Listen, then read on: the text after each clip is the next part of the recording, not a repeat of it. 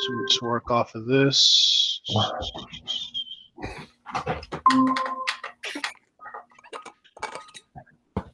All right, cool. So first thing, in terms of like what do we want to talk about, just in that group chat thing that really came up, obviously was the NFL schedule release. So it's like kind of like more like the current event. I guess the big question is, are we going to start on time? There's some rumblings happening on with the NFL in terms of starting at all. I don't think that's going to be a concern. There's talks about lowering the number of games in the preseason. There's talks about location. We can get into that as well. And there's talks about, shortening this season in particular, even though they just agreed to a 17-game schedule. So what are your guys' thoughts? Anybody want to go first?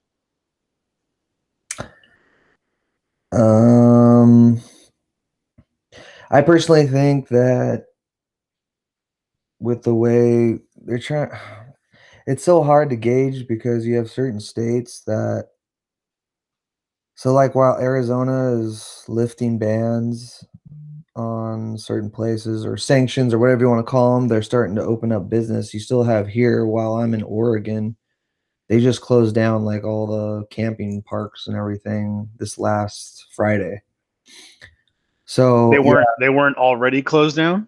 no, they officially like closed some of them down. So That's so weird. very weird. So it almost seems like I'm like Oregon's going backwards. Right. Arizona's trying to move forwards. What is the right thing to do? Well, we can only gauge it on what back in like 1918, the pandemic or something. I think I had 25 or something like that. I don't know. And my big thing is I think they're gonna try and like you have the NFL Players Association, whatever you would want to call them, and the owners like trying to figure out if it's safe to play, where to play, but also when you don't have fans going to games in your stadium, that owner is missing out on gazillions of dollars, right? So I think the number is the NFL without fans is going to lose 40% of their revenue.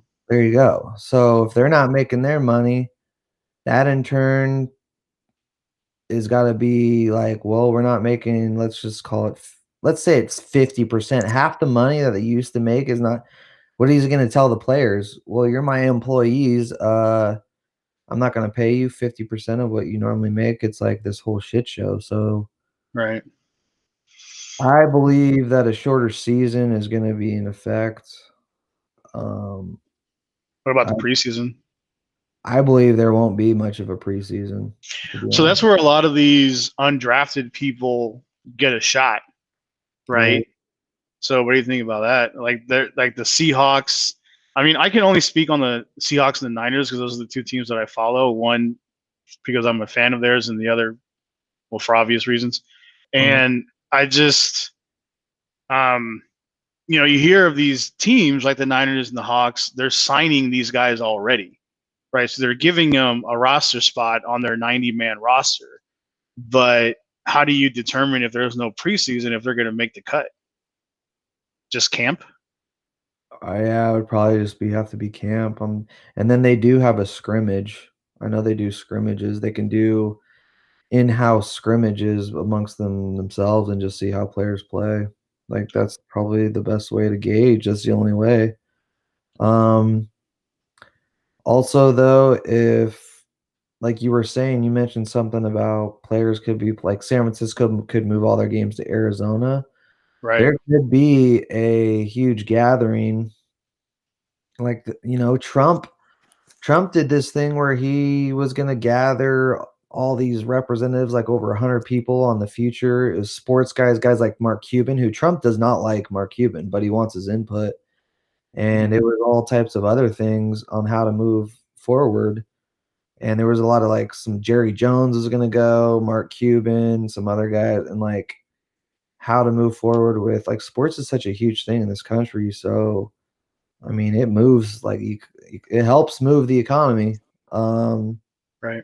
And would they? My big thing is, would they all settle on 2 or 3 or 4 areas to play to meet? So, like, all the teams play at that stadium, and then they collect all the money there in these places, and then what? Split it up or what? I don't know. Like, what I are you? So, think I go ahead. think that option has to be on the table for sure in terms of like, there's 32 football teams, right? I think you can hypothetically divide the country into like quarters, and then you reshape the schedule. The schedule release to me seems a little odd because I think so much of this is like logistics based, right? Right. Right. Um, like you can't, if there's some serious issues in New Orleans and, later this fall, you can't send a team there, right? If they're going to be, um, if that's going to be an ongoing problem, right? And what I think seems, at least from just all hypotheticals, like a potential solution would be, again, dividing the country into like quadrants, and then you're playing maybe a shorter schedule with less intensive travel, and then maybe you are kind of stashing these teams um, in certain kind of easy access cities where um, maybe you can do it without fans. Maybe you can do like a virtual fan something, but at least games are being played. I think there's some rumblings about like the NBA considering like sending all of the Western Conference to Vegas and all of the Eastern Conference to Orlando, and then kind of resuming the regular season and then doing the playoffs from there, right? And the NFL's got, I would say, a much bigger challenge because of a couple things. One, the season hasn't started, whereas the NBA, like, they could probably wrap it up in 8 weeks if they really wanted to, or 10. With the NFL, you can't do that, obviously. Right. And then to your guys' point earlier, like the fan presence is such a massive part of the revenue stream. From what we know about just the NFL as a league, they don't give a shit about their players the way that the NBA and baseball does.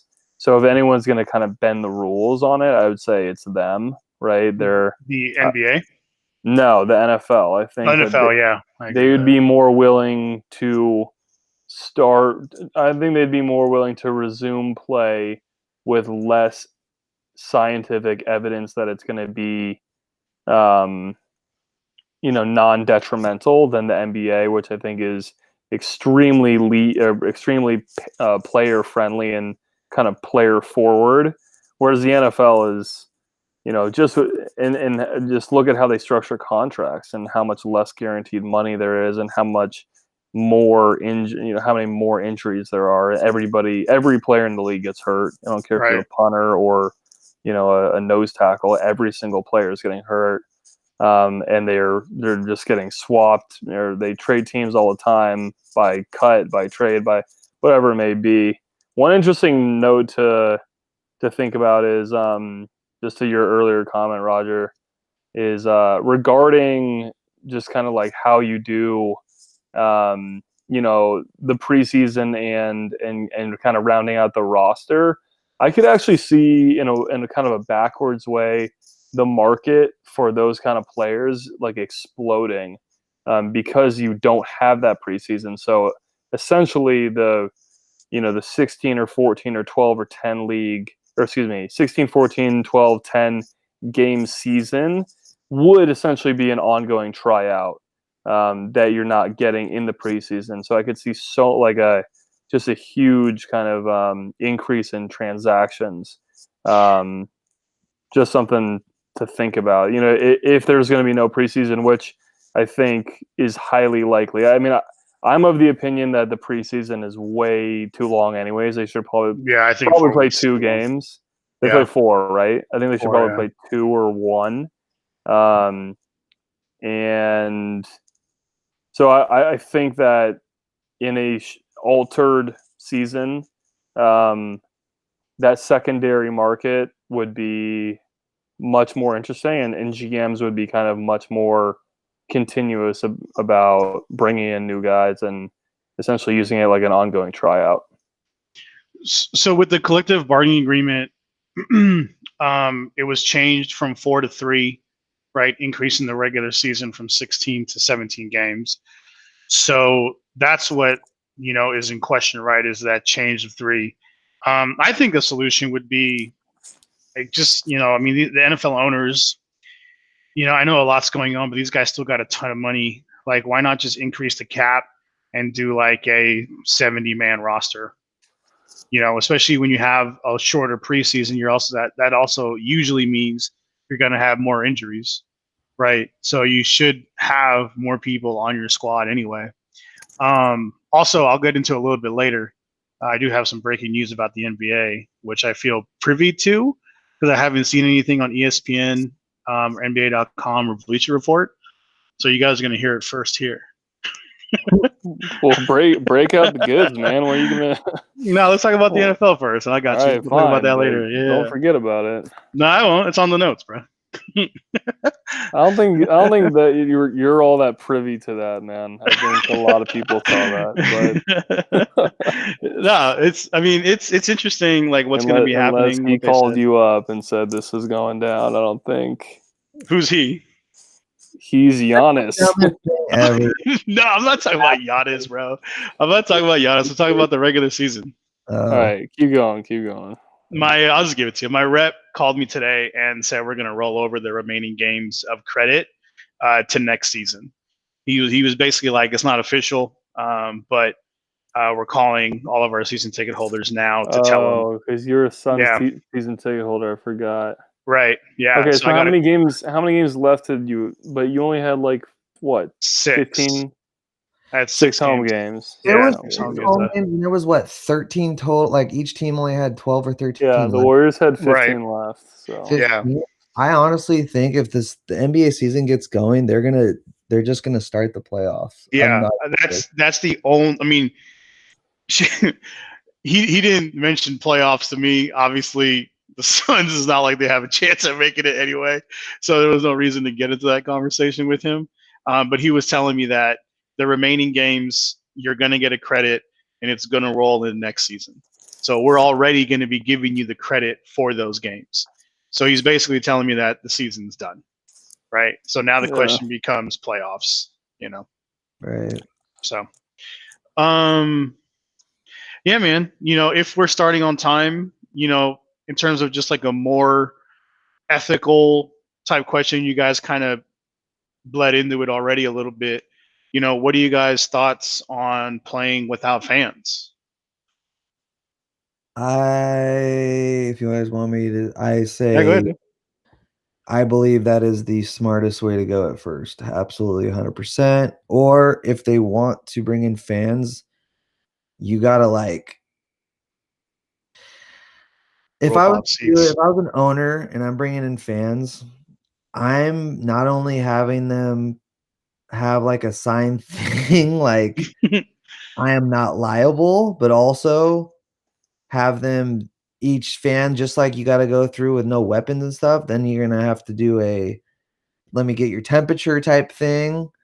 And also maybe you're gonna have to social distance them or whatever. You're gonna have to put them in sections that are like rows and seats that are away from each other. Like maybe families can sit together, but other than that, there's just so much that goes into it that I personally think as an owner, the risk is not worth the reward. But I'm not a billionaire owner or whatever, so I have pennies. Like there's a lot that goes into that decision beyond just like sitting, right? Getting up to get a hot dog, getting up to get a beer, getting up to get popcorn or whatever. Like these are all things that, like you said, social distancing is damn near impossible, right? So you had to have basically a runner for everyone, roped off seats, and everyone coming into the stadium if you're going to do that test, I mean, that's like a $200 test, right? So what are we looking at? $350 for the cheapest seat in the stadium? You know, adding those amenities and stuff. It's tough, you know, because the price of admission has to be worth the cost to do so. Yeah. There's so much working against it. I feel like Yeah. playing with fans. That is, it's a logistical nightmare. I don't know. I just don't know how it would work. And so much of football is like more so than the NBA or baseball. Is premised on like the ritual, the pregame tailgate, and like right, you know the outside of stadium atmosphere. You can't expect to open up NFL football and just lay down all of these like really hard-lining social distanced requirements and have like I don't think that's realistic. I think it's either you play without fans or you don't play. Right. I mean, I just really think it's that straightforward. So I think the three of us are on the same page when we're presented with those two options. It's like, hey, just play without fans. I would rather play without fans than not at all.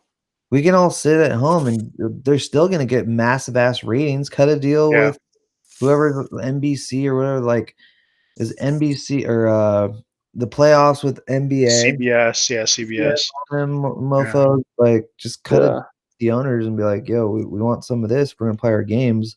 We're not going to have fans, but we want, you know. I mean, look at the NFL draft, right? It was the most viewed draft ever. Yeah, right. And that was on ESPN, NFL Network, Fox Sports 1. You know, it was broadcast on YouTube, right? Stations, internet stations, I don't know what they're called, that would never have this before because of the situation we're in. You pivot, right? You change your strategy, right? So you contact YouTube, you contact, you know, Amazon Prime, you contact all these other distributors of this medium and say, hey, you know, we're losing out on 40%, right? What's the NFL income, right? 40% of that. And you see if you can recoup that by adding people, right? Now, the question becomes, you know, is CBS going to be okay with this? Is ESPN going to be okay with this? You know, their own network, the NFL network, knowing there's going to be less eyes, right? Because if you put something on YouTube, you know, how many people are not going to watch it on the NFL network and watch it on YouTube? You know, I don't know. Like, I don't know those stats, but you're spreading the watching market a little bit thinner, I think, as well. So that's one thing to consider. All right. Yeah, but I think, like you said, with the draft, like just the demand for any kind of sports is so high right now. I mean, it's the draft, and like freaking day 2 and day 3, and the ratings were still like really super high. And I'm an NFL fan, right? And I didn't even watch those days, so just imagine kind of like what that speaks to about just kind of the broader demand for it. Yeah, and the other thing is like this isn't, you know, we're not in the 80s and 90s. Like the effects and like the sound quality that these production studios have nowadays, they can make it sound pretty damn realistic. They can throw some freaking weird looking digital fans in there, and no, I don't want that. I don't want that either. I actually really would prefer not, but I bet you they would do that. I mean, and that's like some XFL shit, bro. I don't know. I totally agree with you. I would rather have it empty. And you know what they could do? And I've heard this as a suggestion. They could really lean into the sideline audio, right? Like really, really let us hear what the coaches and the players are saying and bleep it out. You know, run it on like a little bit of a lag if you have to, and bleep it out if that's. Did you watch any XFL games, Noah? No, I don't care at all about that. So Jake and I are watching a few games, like the second week, I think, that it was out. And we were like, this is insane, right? Because they were cursing the entire time? No, they were basically saying their plays to the quarterback, right, when they're on offense. And you could hear the play, and they would run it. So like you were saying, right, just more exposure into the sideline. Yeah. They would put the mic in the replay booth so that you can hear what the ref was saying. You could hear what the replay official in New York was Sure. saying, you know. So just that transparency were things that your guy, Collins, right, he was talking about adding to the NFL. You know, I think it'd be a good idea. I don't know if the NFL would be that transparent. That's just kind of not their MO, right? That level of transparency. Yeah. But these are things I think that, you know, like you said, if we're gonna continue to grow or adjust or pivot strategies, this might be something that they would consider. Yeah, and like you were saying earlier, if you're showing the game on 10 different media outlets, right? ABC, YouTube, ESPN, NFL Network, right? You can do different slight variations of the broadcast according to which network it is, right? The NFL Network All could right. be the one with the non bleeped out. The ESPN could be the bleeped out. ABC could be, something totally different, right? Like, I mean, more family friendly, just like a different broadcast altogether, right? I think that in order to kind of overcome just the challenges of not having kind of like football that we know, I would love to see the NFL get creative. That's not their MO. I think they Right. deserve a lot of criticism for that, in my Yeah, opinion. I But agree. either way, if there's games even without fans, people are gonna watch, no doubt, and that's why it's gonna happen. I think that their games will be played. Um, Again, personally, I would rather watch the game without fans or without like the digitized kind of like BS avatar crowd. But they do that on if you watch like Sunday Ticket, right? Or not Sunday Ticket, sorry. What's the other one? Red Zone, right? Yeah. You can hear the kind of inauthentic like pumping in the noise from that broadcast. Not even from the stadium that they're showing the game in, but like that studio in LA. You can hear like them like if you listen closely and you just watch the play, like it's really clear that they're adding effects in, right? And there's tons of like kind of rumors or mythology or whatever you want to say about like, dome stadiums, right? Like Atlanta and New Orleans and Minnesota back in the day when they had a dome, like pumping in artificial noise to like increase crowd like intensity. So that's not new to football, really. But it does take more of like a touch from a production side if that's gonna be part of it. I love the raw, just like let's hear fucking shoulder pads popping. Like why not? Yeah. Like, Yeah. but that's Just mic everyone up. yeah, and that might be too explicit for everybody, but that's why you could do it 4 or 5 different ways if you're playing it on 4 or 5 different outlets. Yeah. Like have like a rated mature ESPN channel. They're Seriously. doing The Last Dance rated mature on the ESPN app. Yeah. Yeah. So as you know, they're already doing it, you know. The other thing the XFL did, which Jake and I were laughing about because the Niners would basically be unbeatable if they allowed it in the NFL, was you could talk to your quarterback throughout the whole play. So the mic doesn't Oh. cut off at a certain point. Look left, look left.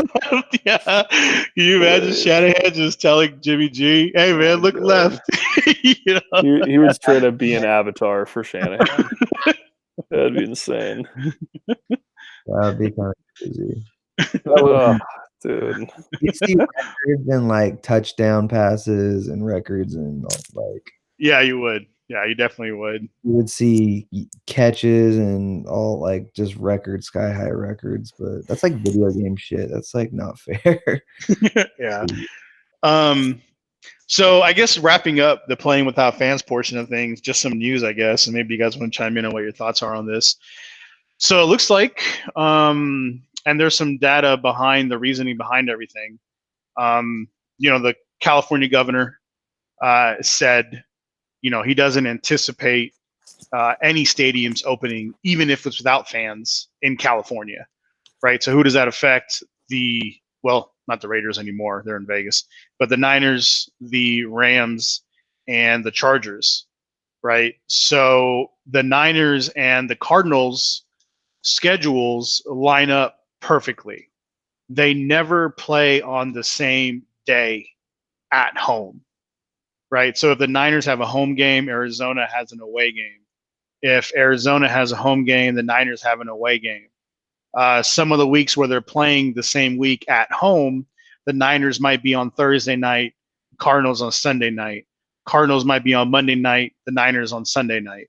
Their schedules match up perfectly to where you could have them play at the Arizona Cardinals Stadium without any overlapping games with the schedule right now. The other one is the Rams line up perfectly with the Cowboys the same way, and the Chargers line up with the Raiders the same way. So I don't know if that was intentional or That was not, intentional. but just food for thought. You think that was intentional? 100%? That has to be 100,000,000%. There's Yeah, I no thought that way was that interesting. there's no way that wasn't baked in. I didn't know that. That's really interesting. There's no Yeah, way that was not baked in. yeah. I mean, and this is weird for me to say, but I guess to Goodell's credit, like you do need to, Have a you backup know, plan. yeah, or that's part of your job as a commissioner is like if this is going to be a state by state, states' rights kind of deal, which is unfortunately kind of what it feels like it's evolving into, then that's how it's going to have to go. I mean, I think that poses some ethical stuff, right? Like if the governor of one state is declaring that it's unsafe or that we're unfit from a health perspective to be doing that, whereas another governor or whoever politician whatever is saying that that's not true and there's a dispute there, like that's a different conversation, but there's no way that that was not fully intentional. And it's also, the Cardinals and the Niners obviously share a division. The Right, Chargers and the Raiders share a division. The right, Rams and the Cowboys don't, but the right, Cowboys do typically host their off season in Southern California. right. I don't think that's a coincidence either. Yeah. Yeah, I thought it was very interesting. This wasn't something I took the time to figure out. It was on Bleacher Report, and they just kind of went through the schedules and were like, these teams match up perfectly, Yeah. so their schedule, to where they just never play the same day at home, which I thought was interesting. Jake, do you know what Washington is doing when it comes to stadium play? Like I said, the governor of California is like 99% sure, or I don't want to say 99, high percentage to where, they're not going to play games in stadiums, regardless if there's fans or not in NFL arenas. I would imagine Washington will take the same stance. I don't know for a fact, but Washington's a hot spot, just like California. Right. And I mean, I'd be, lying to you if I say that, it's not such a big deal up there. It's a big deal. Well, they're in New York, right? The two It's New states. York, there, Washington, New York, and California.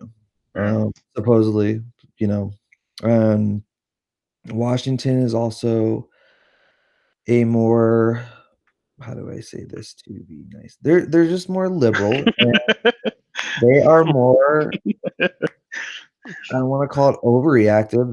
They're very keeping it as safe can be, and I don't like blame them. So, I don't and want to. I don't want to make this a political thing. Do you I'm think not, it I'm, is though? Do you think it is though? Like, do you think Democrats are more just keep it closed and Republicans are like, let's open it up? what do you think? So does this go all the way back to mail-in ballots? That was a thing, right? Or Democrats feel like they're going to win the election if they allow for mail-in ballots, because then, how do I put this nicely? Uh, I don't know why. I'll just say I don't know why. But Democrats are more likely to vote if it's a mail-in as opposed to being told you have to go somewhere to vote. I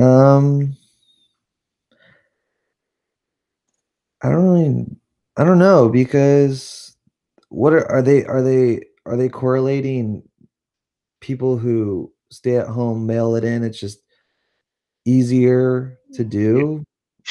Yes. They're calling them lazier? No, that's not what it easier is. That's not what it is, Roger. Easier to do. It's 100%. Yeah. No, it's So not. Oh my God, dude. Republicans are against the mail-in ballot because they feel it will more than likely than not. This is from the Republican side.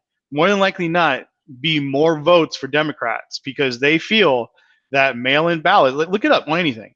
Mail-in ballots go more towards Democratic votes than they do Republican votes. I know that. That's a fact. Not Yeah. because it's easier to do. That's So not what- the reason. Okay, what's the reasoning then, Noah? The reason is voter suppression. And I can't believe we're talking politics on the very first fucking podcast.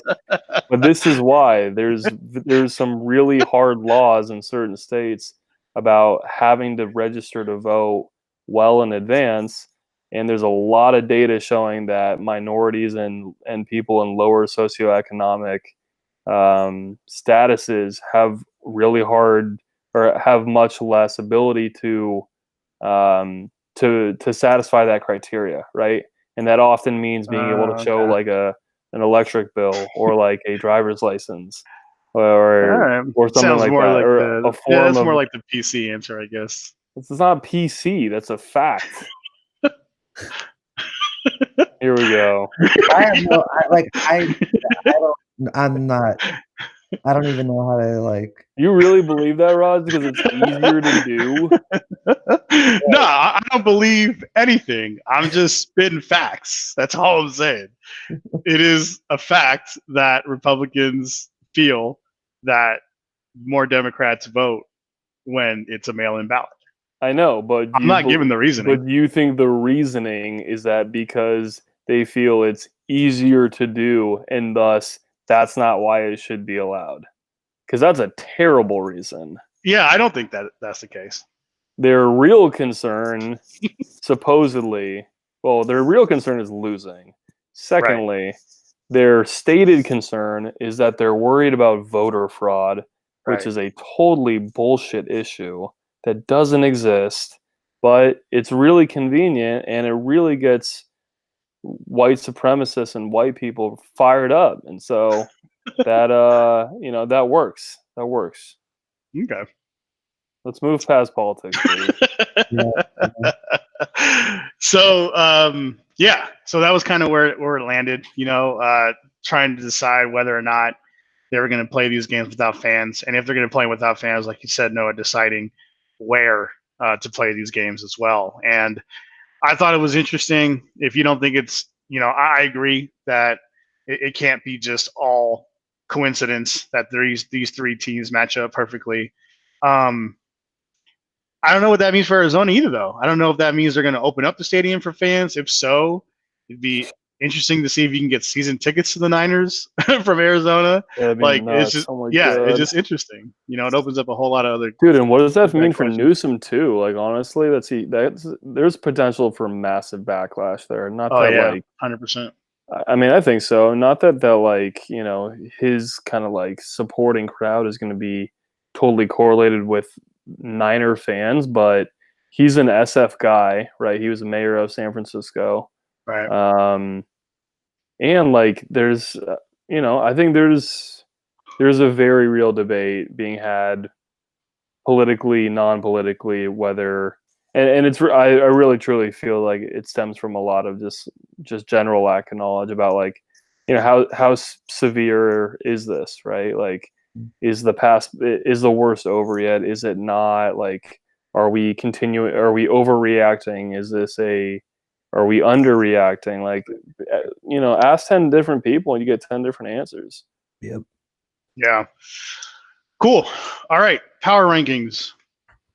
I pulled them off the three that most people go off of: ESPN.com, NFL.com, and Bleacher Report. I thought NFL.com was interesting. I'm sure course. Jake's gonna have something to say. Like, you don't know shit. I don't even care. I don't even care the Hawks are there when you have Dallas. It's just dude. So yeah, so let's talk about this. It seems like the consensus is Kansas City #1. I'll chime in first. I agree. I think Kansas City is #1 team. Noah, Jake. Agreed. Okay, Noah. I think they're going to be a little overrated going into it, but yeah, they're the champs, so sure. Do you guys think Kansas City has a chance of losing their home opener? Oh, not home opener. Their opener on the road, actually. Their season opener. Who do they play? Don't they play at home though? I thought the champ always played at home. That's what I thought they were playing Baltimore. No, hold on, let me take a check. Kansas City schedule. I thought they would open up with somebody like a home opener. Okay, they got the Texans on Thursday. It looks like 9-10. I think that's Thursday Night Football. If I'm tripping. Yeah. Typically it's a Thursday, and they're at home. No, they'll beat the shit out of the Texans. They'll beat the Texans. They'll lose. Yeah, they're at home. I bet they lose at the Ravens the next week. But yeah, I could see that. Yeah. This is 16 games. Did I see the Doesn't make Tampa Bay sense. Buccaneers were in the top 10? Yeah, hold on a second. Oh man, that's brutal. Kansas City schedule 2021, 2020. I don't know. Tampa. NFL.com. Let's go through Kansas City since they're ranked #1. Here we go. So, at home against the Texans, I say they win that game. Texans are been pretty garbage this year. At Chargers, W. I think they lose to the Ravens out on the road. What do you guys think? Agreed. Yeah. Winning at the Patriots. Sorry, home against the Patriots, they'll win that game. Home against the Raiders, they'll win that game. Here's a good one. Yeah, I think they lose at the Look at that. It's on Amazon Prime Video. Interesting. See, there you go. Is that a giveaway? Like, are we going to start watching it? There's going to be no fans. So these other companies are trying to swoop up and be like, yo, we want some rights to, can they do that? Well, So it's going to be on they Fox, streamed games NFL on Network, Amazon Prime last year too. Okay. I didn't know that. Did they? I think only Thursday night. Oh, okay. Okay. Yeah, this is a Thursday night game, so it makes sense. At Bills, I give them the L. What do you think? They'll probably lose, yeah. But then the next, like, that whole Broncos, Jets, Panthers, they're gonna win those games. I think they'll have maybe if the Buccaneers are any kind of good. But dude, I only see like 3 losses at most on their schedule, bro. At most. Yeah, I see 4 at most. Ravens, Bills, Bucks, Saints. Right? Those are the 4 potential losses, I think. Yeah. And I think Bleacher Report put them. Let's see. Bleacher Report put them at 12-4. So, so that'd be interesting. I think whoever I mean Kansas, you got Baltimore still up there, and maybe Lamar, just like Mahomes, Lamar Jackson. I mean, the Titans went on a tear. Let's just be real. Like, they just were a terror team. They had a 10-point lead on the Chiefs. And I just think Lamar Jackson has maybe, he was a rookie. He went, or not a rookie, it was his first full year. And he's already played in 2 or 3 playoff games now. Because even let's not this last season, but the season before, didn't they win their first playoff game with him? And then I think he's 0-2 in the playoffs. Is he? I think so. Okay, so let's just say though, if you look at, like, let's just call maybe the younger, I don't know if you guys are both Niners fans, so you guys are probably gonna be like, the Seahawks home. Yeah. 0-2 career playoff record, Lamar Jackson. Yeah, because Russell Wilson won 1 playoff game his rookie year, his first full year. The Redskins. Correct. Right? We probably could not have won that game. That was if RG3 had stayed healthy. Correct. It's a toss-up. And then the next game, I don't know if anybody remembers, is when we lost to the Falcons by 2 points. We went up by 1, and that was when I knew Russ was special. All I'm trying to say is I Lamar remember that. played 2 playoff games. He's been, he's had a phenomenal regular season, and I don't know if he shit the bed in that game, or did he played okay. Like, No, I thought Titans just outplayed them. yeah, the Titans were just like on him, dude. The Titans were just crazy. So I just think Baltimore, like, it's gonna be Baltimore versus Kansas City. I don't care what anybody says. Like Baltimore, Kansas City, maybe the Titans if Tannehill goes off, but I don't think so. I think Baltimore versus Kansas City is going to be the AFC Championship game. I just think Mahomes is he's the next generation quarterback, man. The guy is insane. I told you, like, I've just always thought Mahomes is the greatest I've seen play since the This is most a gifted, I would pretty say. crazy stat line. So Lamar Jackson was 31 of 59 for 365 yards, 20 rush attempts for 143 yards, and 1 touchdown and 2 picks. He So threw the ball two, 59 times. yeah, That's according to insane. ESPN. Yeah, it's insane. They were Well, down. they were down. Yeah, they were down the whole game. They were Right, down at what point right. though? Weren't they down like 20?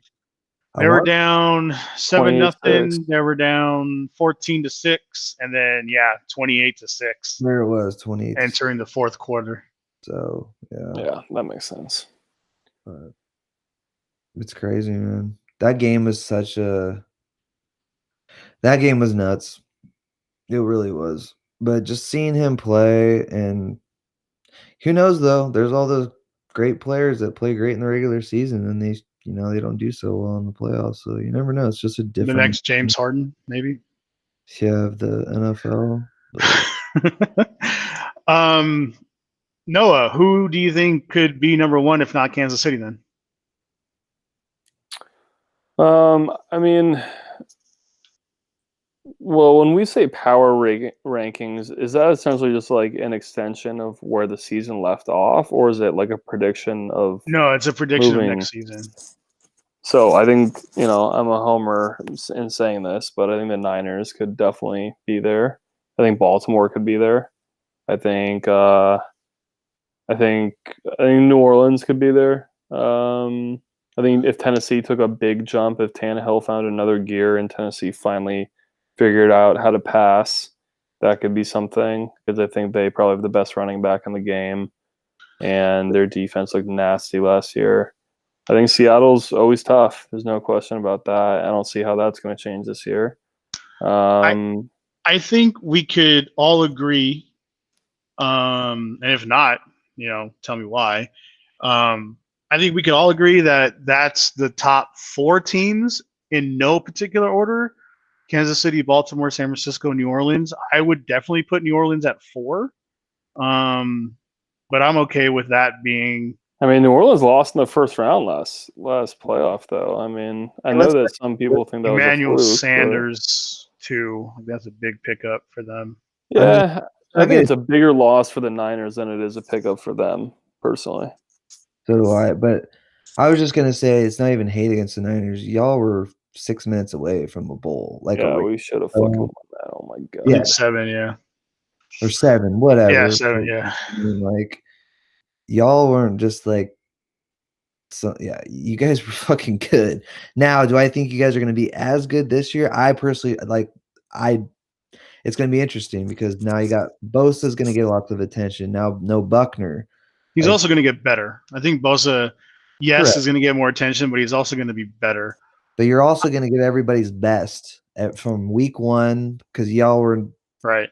Not much of a threat at first, and then now it's like you guys went to the Super Bowl. No one really thought of us as a threat until we lost to you guys, I would say. Yeah. In week 9, right? Or something like that. Like even at 8-0, there was people that were like, the Seahawks, they still might beat them. You know what I mean? Well, we were what, 6-1, 6-2 or 7-1? I think 6-2, yeah. Yeah. Like, it was only because Jimmy G was throwing fucking picks and you guys were winning. Like, he was throwing picks. Right. And But that one game against Pittsburgh, he threw 6 of them. well, So, I don't know. Yeah, it was 5 or 6. He had a lot of turnovers, that's for sure. But yeah. your guys' So I know defense, he had 13 picks in the season. right. I know that. I'll just tell you this. I Seven. believe the next 2 years is gonna be the old Niners versus Hawks rivalry. I really believe the next 2 or 3 years it's gonna be pretty sweet. That'd be good for the sport, man, Yeah. in terms of the intensity. Yeah. And I'm not gonna lie, like the team though, that's kind of concerns me. It's not the Rams in our division. I think Arizona, like they might make a little noise this year. Just a, they almost beat the Niners. Yeah, they should have beat Twice. us. And They they beat definitely should have beat us once. they Yeah. beat they beat the shit out. They beat the piss out of us week 17. Like, or was it 16? I think 16. Yeah, we Yeah. played y'all 17. Yeah, And they so got who'd they get? They got Hopkins, right? and they have Hopkins. Yes. Then Simmons. they drafted that Isaiah Simmons out of Clemson, who I believe is the best pick in that whole draft. Like, Did you hear the Arizona Cardinals? Because we opened up against them, right? The Niners opened up against the Cardinals, and the coach was like, Isaiah Simmons is about to lock down George Kittle. But that was funny that he would say something like that. that's not very smart. Yeah, it's really dumb. So, You can lock him down all you want; he'll still just knock your ass over and catch the football. Like that guy's a G, man. He was the best player in the league last year. I think for sure. PFF rankings had him as the best player in the league last year. That's correct. Dude, he's your guys' Gronkowski. You guys just need to pay him and pay him, and you guys will be fine. So when you get to 5 to 10, that's when things get interesting. Dallas is always looked up there as being high to start the season, and they don't make the playoffs. I find it interesting that Philly is not on there. I find them a better team than Dallas. I think Buffalo is getting a lot of love right now, and it's interesting to see them getting that love with the changes they made in the offseason. It'll be interesting to see if the quarterback lives up to his hype, right? Right. Tampa Bay, to me, has one of the top 3 offenses. So the fact that they're only on ESPN's ranking is interesting to me as well. To be honest with you, I would put them in the top 10 power rankings wise. They got a young defense, but they clamped up the last few seasons, last few games last season. And then Seattle, like as much as I hate them, for them to not even be on NFL.com's power rankings is pretty silly. Dude, to put fucking Indianapolis ahead of us or Dallas, like it's the only reason is because they see we were second to last and on the D line, like sacks and shit, and we haven't made us. We don't have a defensive big time player besides Reed on the front, and there's a trade coming. There's already huge rumblings, not about Myles Garrett. I don't even know if that's true, but there's gonna be. We're either gonna get Griffin or the Jacksonville dude, or both, or we're gonna sign Clowney. I already know we will. Like, I know for. So the Jacksonville guy is rumored to be going to Cleveland, which does make it interesting about Myles Garrett if that does happen, right?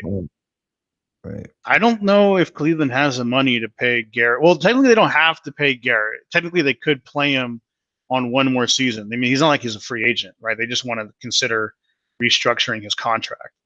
So he's got one more season left on his rookie contract, right? So he could play, but a guy like Garrett, I don't know. They might risk it, right? Because he had that suspension. He might be like, yeah, I'm just happy to be playing this year, right? Because technically the suspension started with a whole year, remember? And then they brought it back and reevaluated his suspension. Right. So I don't know. I thought that was interesting. Like if he does end up going to Cleveland, Jacksonville guy. And yeah, the Vikings guy is up in the air.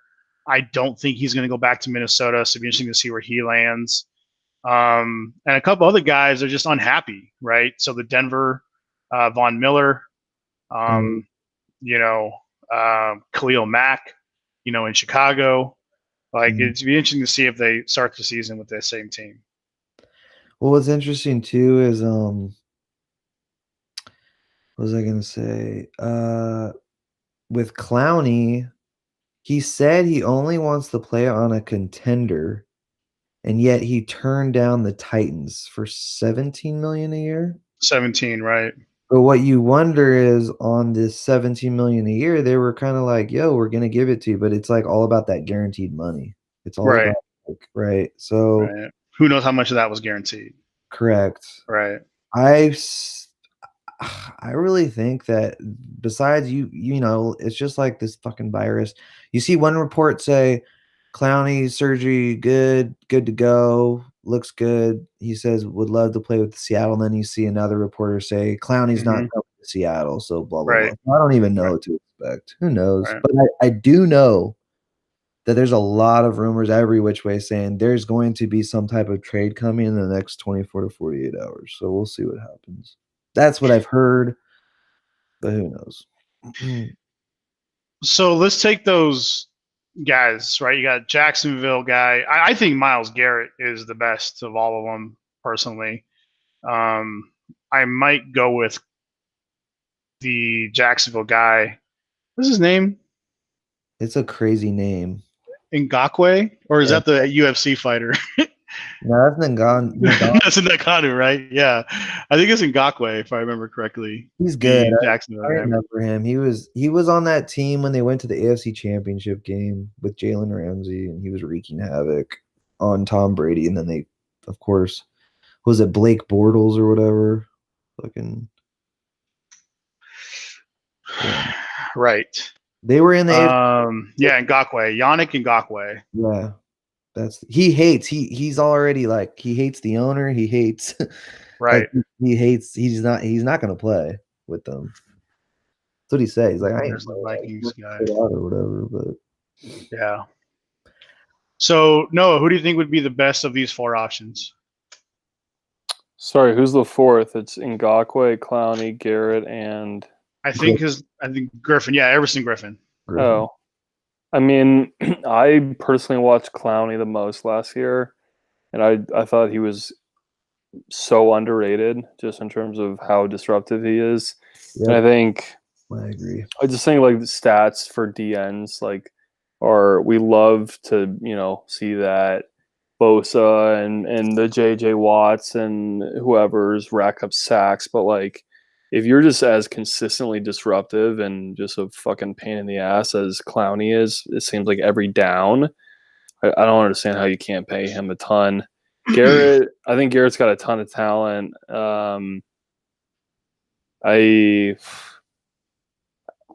He's a superstar. But Yeah. I think Clowney, to me, Clowney seems like his ceiling's higher, and I feel like we haven't necessarily even seen that yet. I think if Buckner's a 13th pick trade overall, then Miles Garrett is definitely a first rounder. If you're going to get anything from Miles Garrett, you shouldn't get anything less than a first round pick for him. Yeah, I'd agree with that. I think that's a good comparison. Everson Griffin, a little older. Yeah, 32. I don't know. What was his stats last season? Let's see. I mean, the Vikings had a good defense for sure, but I don't know. Hold on, but sorry, what'd you ask? Sorry. Everson Griffin's stats last season. I'm trying to see if I can pull I them up don't here. I think he had 7 or 8 sacks. So here's the thing about Clowney. I agree with what Noah said. He only had like 2.5 or 3.5 sacks, but Clowney, dude, like he had like 2 return touchdowns. He was so crazy. He had so many like that they'd set up like a screen and he would just jump and tip it and like he'd always just bat the ball in. He almost like picked a few others. He would knock the court like so many rushed. He had a touchdown against the Niners in that first matchup. That was a good Yeah. Right. He was one man wrecking ball too. That game. Yeah. Dude's a monster. Yeah. That was a game that Staley was out. Remember, there was no Joe Staley and no George Kittle, and our Scully backup got fucking manhandled by Clowney. Yeah. Yeah, man, this guy's stats is pretty fucking nice. 24 quarterback hits, 8 sacks, 41 tackles, 11 tackles for a loss. Like this guy is no joke. Is he a true end though, or is he more of like a He's D listed as a defensive end. in a 4-3? Uh, I think they run a did they 4-3, play? don't they?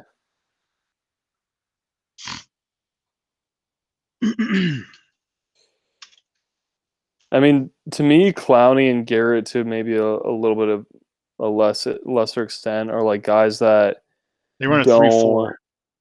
3-4. Okay.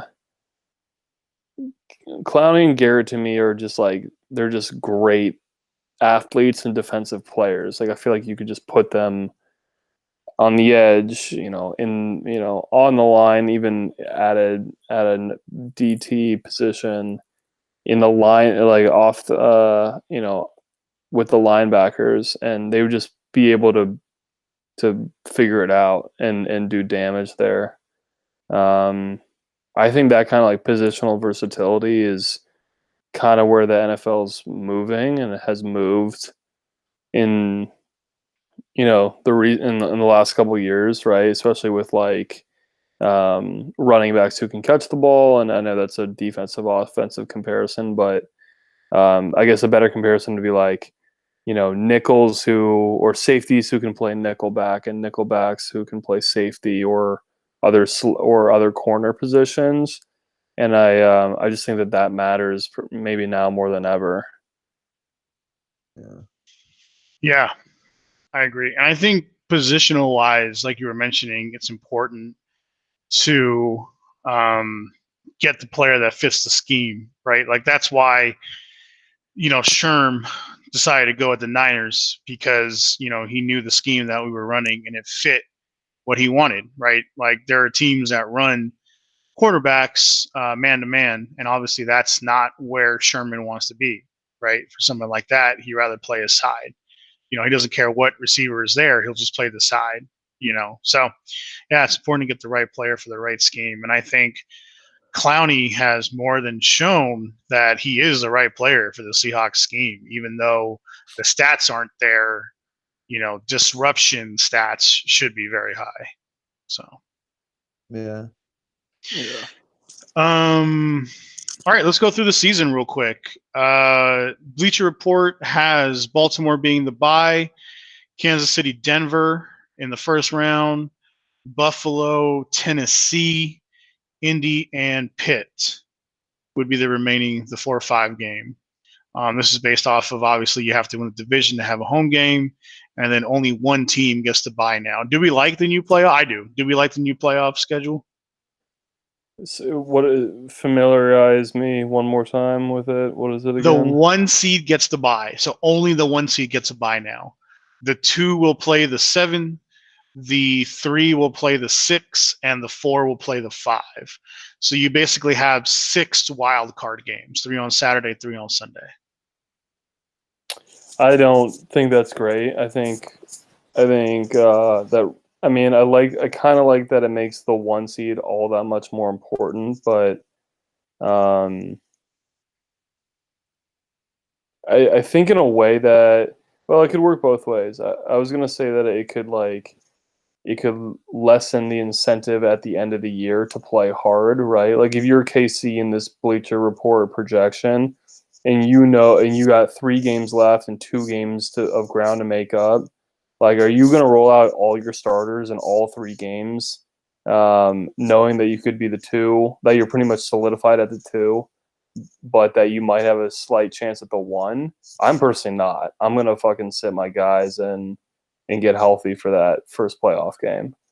But I think that brings up an interesting coach's decision there.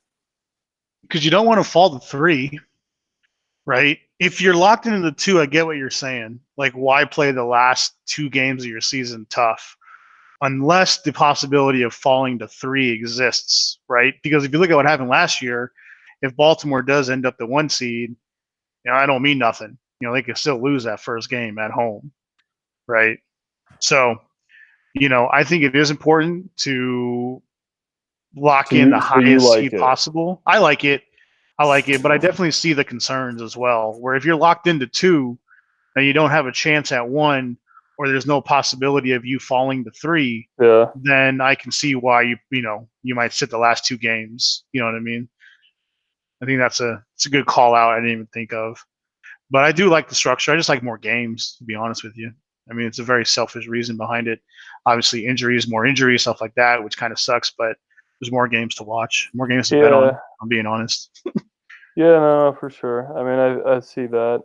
And again, I think that could work both ways. Like, if you're putting a premium on being the 1, you're really gonna want to be the 1. But if you have like if there's a pretty good possibility you're not gonna be there, and you're gonna land in the 2 or the 3, like how much are you willing to sacrifice in order to try to make that jump, even if you can't guarantee it? I don't know. To me, that's a little bit of an NBA thing, right? Like the Warriors, like out of the 3 rings that we won, we were the 1 seed once, I want to say, maybe, and that's because, like, to a certain extent, being in the top 8 in a given in the West or the Eastern Conference matters in basketball. Or excuse me, being in the top 4 matters, right? Solidifying home court advantage in those first 2 rounds. But does it really matter, like, for over the long haul, like if you're that better team? Some people would argue yes, some people would argue no. I think there's good arguments both sides. I think the other team matters too, right? Like you mentioned, the Warriors. One of those years, we were the 2 seed, and Houston was the 1 seed, right? But if Denver was the 1 seed, I would have been more concerned, right? Because going to Denver as opposed to like playing a team like Houston that we just really match up well against, you know. Yeah, but what I'm saying is that so much of that is out of your control Right. that late in the season. Right. Like in this scenario, if Denver really doesn't want to be the 7 because they don't match up well with KC and there's 4 games left, how much are they really going to be able to turn on the gas just to avoid a specific matchup with? I just feel like that's not – I don't think that's really how it plays out. I think typically coaches say, fuck it, like we'll be the 6 or the 7 or the 5, like whatever. Let's get healthy and put our best team out there come playoff time, which means that weeks 14, 15, 16, 17 could be less engaging potentially, but maybe not. Maybe some people would go the totally opposite route. I just feel like, especially in the later end of the season, health is just so paramount. Yeah, I agree. All right, keep going though. So new format. Yeah. I think a couple teams that were left off of there that'll be interesting years for them. The Dolphins, like, do we think they're going to be decent this year? Are we too concerned about Tua's health? What do you think about the Dolphins overall? They just paid him 30-something million, and he's coming off a pretty crazy injury. So to me, that's typical Miami. I think they're a dumpster fire franchise. So I don't know, man. People really like their draft, though. I mean, I didn't read a lot about it, but yeah, people by and large really liked what they did. Well, they had like 4 first-round picks, so it's impossible almost not to like how they did. No, but they did some maneuvering that I think. I do like the new coach. I like the new coach, and I do like the new GM. Like, they kind of did a rebuilding. Yeah, the coach is a New England dude, so I think that typically goes well. I think he's going to be pretty good. I ain't going to lie. And if what they saw, they loved Tua in the workouts post-surgery, they thought he was really good, yada, yada, yada. For them, it's interesting, though. I don't think they're a playoff contender this year. Me neither. Yeah. I think the Raiders are going to suck, too. But the Raiders are going to suck? Who's there? Are we going into the year with it being Carr? Yeah. They don't have anybody else on that team? Why don't they pick up Cam? Yeah, they really should. Oh, I guess I got Marcus Mariota. Fucking Why'd they do that? Cam is a way better pickup. Yeah, why don't they pick up Cam? New stadium. That's interesting. So Cam's got a couple teams he's rumored to go to right now. It's the Bills and the Steelers. So I thought those were two interesting teams for Cam to be considering right now. Backup position in both situations, but with the health of Roethlisberger, if he cares about playing at all, the possibility of him playing would be better in Pittsburgh, and he'd have a hell of a team around him in Pittsburgh as well. You should definitely go to Pittsburgh. If I was him, I'd go to Pittsburgh. Yeah, or the Raiders. I don't know why the Raiders aren't a team that's considering him, to be honest with you, now that I look at it. But what do you I don't think, know why Jake? the Raiders targeted Mariota if Cam was available. That makes no sense. Jake's a big to me. Mariota fan, so. You asked me where Cam or Mariota or what's up? So Cam is rumored to be going to the Bills or the Steelers, right? So I think in terms of those two teams, if Cam wants a better chance of playing, he should go to the Steelers, right? Because he could be like when Michael Vick went to like Philly and made Right. Yeah. Good comparison. Yeah. Why not the Raiders? Why not the Raiders? I mean, why aren't the Raiders? They got Mariota. That's why do they? Why do? why do they think Mariota's a guy? Maybe because John Gruden sees a lot more in Mariota than he does in Carr's. What's his name? Carr. For now, but it's not like there's a lack of options, right? Like, Cam's still there. Sometimes it's a clubhouse thing, though. I could see Mariota being like a really good like a locker room and like just like a really good like dissector of offensives on paper, right? And Cam definitely has way more kind of like ego and or maybe personality is the wrong word, but he's more of a spectacle, I would say. Yeah. And baggage. Yeah, there's some baggage there for sure. Yeah, that's true. Plus his shoulder. I think a place like, right, like how healed is he really? Would be good for him. Yeah, I think so too. I think Pittsburgh would be a hell of a pickup for the right price. I think he could do a really good. I think he could kind of resurrect his career there almost. Yeah, like you said, Jake. Like Vic did in Philly. That's a good comparison. And he's not even that old, Cam. I feel like he's still got like some years left, but he needs a system. He needs like a running game. He needs a like. He got a lot of shit for being bad towards the end of Carolina, but like. It's 31. Yeah. So all right. So he's got like 4 or 5, like 5 tops, like good years. He's got 10 more years if you compare him to Brady. Yeah, but come on. Where did Bridgewater go? Carolina. Right? That's right. Yeah. Teddy Bridgewater, he went to Carolina. Yeah, Carolina, he will beat that other dude out for yeah, no doubt, right? Yeah. There's no question. That's a good pickup for them. That's a good signing. Now this is a really crazy statement, but I felt like when the Seahawks played the Saints in the regular season, when Teddy Bridgewater took over for Drew Brees, he was much more of a threat to me than Drew Brees back there slinging it. I just like Teddy's ability. He could scramble and run a little bit, and he can make the throws. The guy he started at Minnesota until he mangled his leg, and he was good. I think the thing with Teddy is you're never going to be blown out of a game. I think that's the reasonable way to look at Bridgewater. I don't want to make this seem like it's a knock at all because it's not, but I think maybe a slightly more talented Alex Smith is kind of how I see Bridgewater. Better arm, maybe. That's a pretty good quarterback. Yeah. Alex Smith should have went to 1 or 2 Super Bowls. What kept them from going? The Giants? Giants, dude. The pump muff. We're going there right now. Oh my god! He was on the team the next year. He just got his spot taken by Kaepernick. by the Yeah. baseball player. That's for another Yeah. day. I want to talk. All right, write that down. We're doing Kaepernick at another time. Not today. Are the Browns going to go 8-8 again? Yes. Yeah. Jake. Yeah. I think they will. God, they gotta get better. No.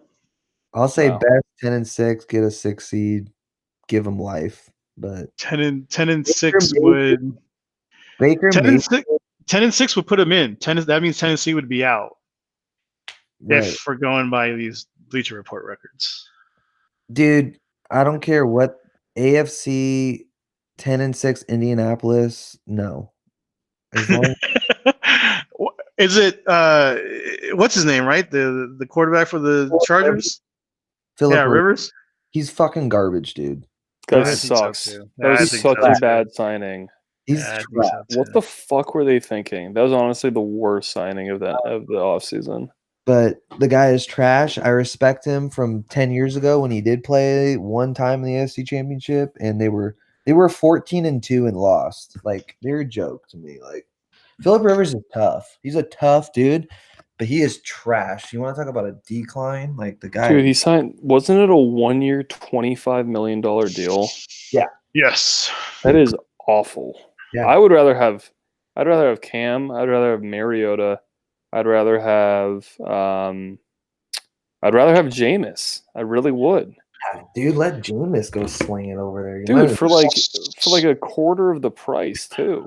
Yeah. So if we think Indy's going to fall out, which I actually agree with, that means Tennessee wins the division. Except Indy right? did get they got my guy in the draft, so I want him to do well. But Who's that? Jonathan Taylor, running back. Oh, okay. Yeah. Yeah, he's good. He's really good. I think he might be the best running back in that whole draft class. He could get a ton of carries because Phil's going to suck, but we'll see. Yeah. Yeah, this would be interesting. So if Indy fell out, which I see them happening, Tennessee would fall into that 4 slot. So it'd be Pittsburgh at Tennessee, which would be a hell of a matchup. Putting in 6, maybe the Browns. So Buffalo and Browns, I think Buffalo would smack them. And then Kansas City and Denver. Kansas City will win that game. Dude, don't write off the Patriots too soon, man. No, dude, they're gonna fucking tank this season on purpose. No, dude, you think so? Yeah, I think so. I wouldn't put it past Belichick. That's what I was gonna say about the Pats. Is basically, are they gonna be tanking this year? So you don't think so? I think the writing is on the wall that they are, but I just think that they're such. I think they have all of the tools to turn a potentially tanking year into somehow like a fucking 9-7 year, like, or a 10. Like they have so much experience. They have so much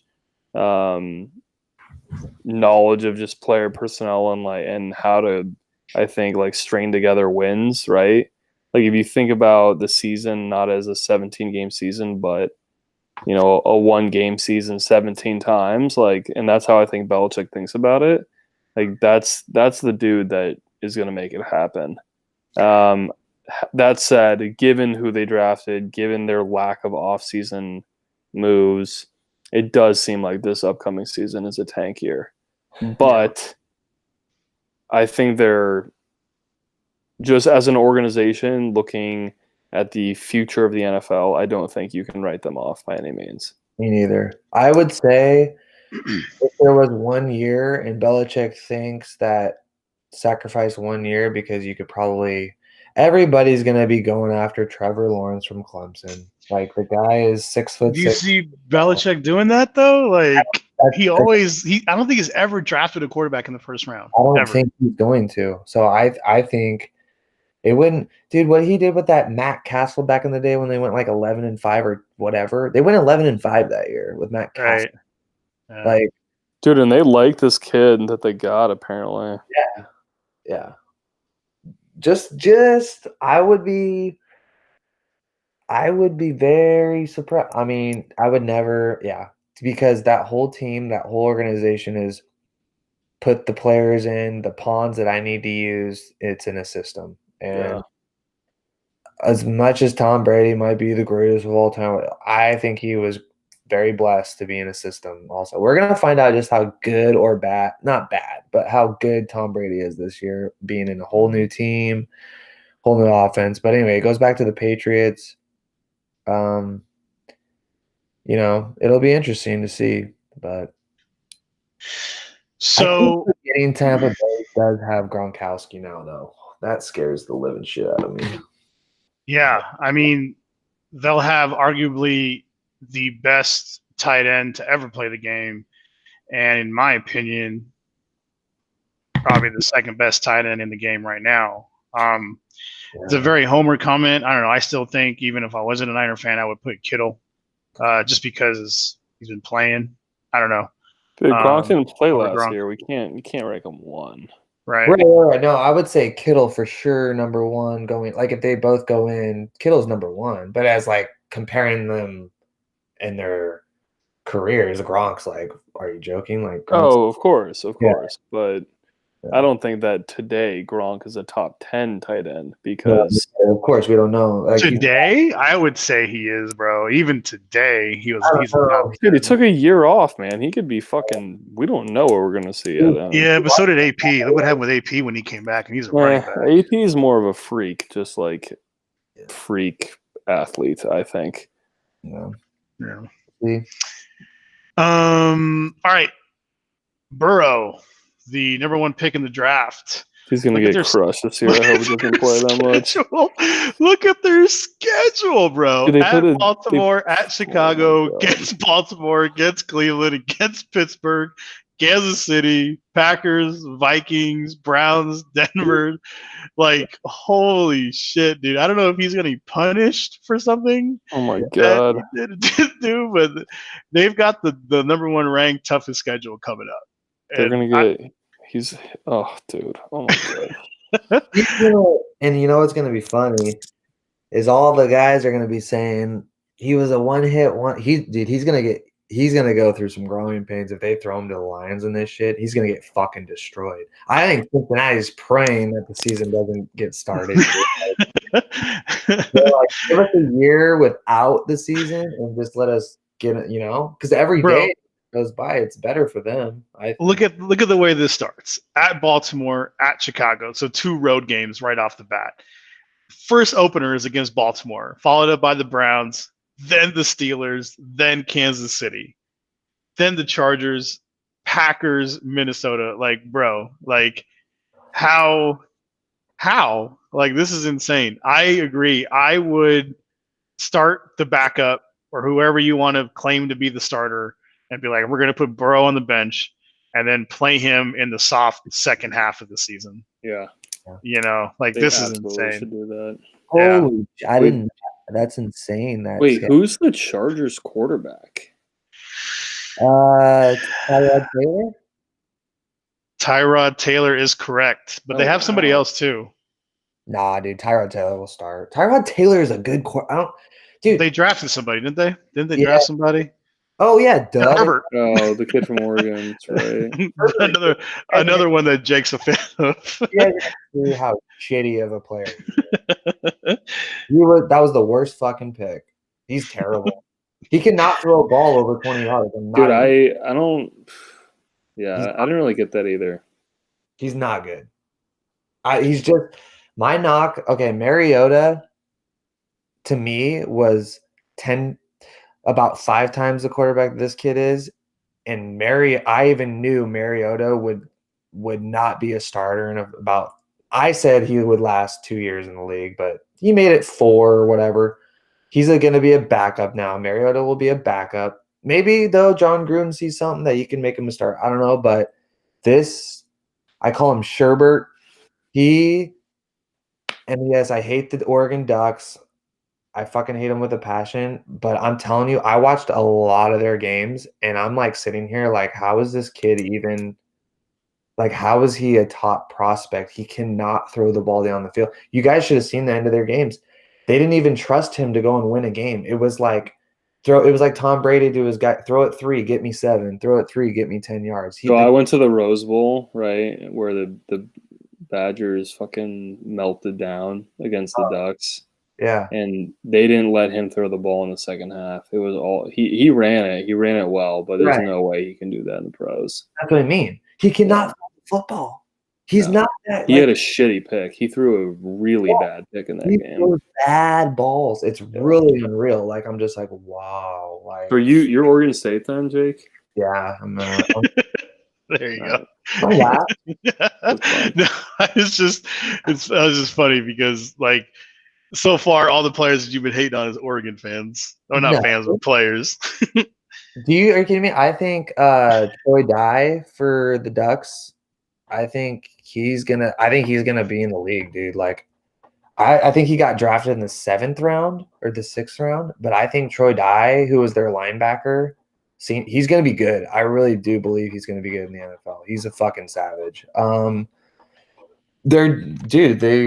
year that they went to the national championship wasn't because Mariota got all the hype, but it was fucking who were you seeing that? Who were the big boys? Armstead and Buckner. Those were the dudes who got them to the national title. Yeah. This will be the first year they don't play together in the last 7 years of them playing football. But they had a defense that year, dude. Like, it was insane. Yeah. All right. I think the NFC is pretty easy. Whether or not you want to debate about where teams fall, I don't see too many errors except Dallas. I just don't know why. I mean, they have a hell of an offense, but what have they done defensively to improve their team to put them up against 10 wins, 6 losses? Well, they play in the weak ass. Philly's going to be better, right? To me, I think Philly's going to win the division. Dallas will be second, and whether or not that's good enough to make the playoffs, I really don't think it is. I don't think so. Because I think you're going to have 2 teams from every division. You got New Orleans and Tampa Bay. You got San Francisco, Seattle, Minnesota, Green Bay, and you've got one left, right? Like, do you see any of those teams not making it, right? New Orleans, Minnesota, San Francisco, Seattle, Green Bay, Tampa Bay, and Dallas or Philly. Like, it has to be Dallas or Philly, right? It can't be both. You have to win the division to make the playoffs, in my opinion. I hate to say this, but I think something bad's going to happen with Green Bay. I think either because of the Love situation? That, and I believe that they remind me so much, to me, they have Aaron Rodgers, but Aaron Rodgers could easily start being like, oh, I hurt myself. Like, he could say something like, I'm just telling you, he could go out week 2. Now listen to me. That coach, first-year coach, reminds me a lot of Matt Nagy for the Chicago Bears, where they kind of figured him out on his offense and shit the second year, and like, look at him. But again, you have Trubisky, who's trash. Aaron Rodgers is getting older though, and Aaron Rodgers, it looked, honestly, dude, even when they played that NFC Championship game against you guys, so I'm a huge Aaron Rodgers fan. I think he's the most talented quarterback I've ever, like, talent-wise, I've ever seen, next to now Mahomes. I agree with that. But he looked so disinterested in that game at times. And I don't know, it's really weird to me to watch him do that. And I don't. Well, if it wasn't for like 2 big bombs, they would have got even more smoke than they did get. Right. You know. Right. I don't know. Are we doing this again? Is Garoppolo going to be on the hotline again at the end of the season, even if they do make the Super Bowl again? I think Garoppolo's job is fine. I just think you're going to see Aaron Rodgers as well. I think Garoppolo's job is fine for this year, unless he totally fucked up and you guys didn't even make the playoffs or something. But that would be interesting. Dude, Jimmy G, like, he got, like, say what you want, but dude, y'all were, again, 7 minutes away and from a Super Bowl. Like, he played okay. Like, he did throw. The other way to look at it, though, Jake, is we're a complete playoff scenario away from a undrafted rookie saving the season for us, What do you right? mean? Seattle. Greenlaw was an undrafted rookie that made that tackle to give us the 1 seed, Yeah. right? So that's the other way of looking at it as well, is through all these successes, we were an undrafted rookie away from being a 3 seed. And the whole playoffs looking completely different. But that's what happens, man. Like the NFL is the NFL. It's a game of inches. You need some bounces. You need some crazy things to happen to make it to the Super Bowl. I won't deny that. Yeah. But I mean, you look at. I know Jimmy G's done some shitty thing. Like he's thrown some bad balls. Sometimes he fumbles a little too much or whatever. Like when he gets hit, it's like fucking hold on to the ball, dude. Like, but. He's made, dude. I've seen him make some fucking throws too. I'm like, shit. Like, and he made them in the regular season. And my big thing was, he is young. And yeah, when it came down the line, which I was hoping and praying, and I told Roger this, no, I said, because Roger was always like, Jimmy G, Jimmy Pornstar. And I'm like, I just pray that this guy, because all the hype and he's so pretty looking, all the girls want him, all this bullshit. I was like, I hope this guy is down 4 with 2 minutes to go. Because I said I would rather it's either Tom Brady or Aaron Rodgers in my opinion when they're down 4 with 2 minutes to go. Who's a quarterback who's gonna win the game for you?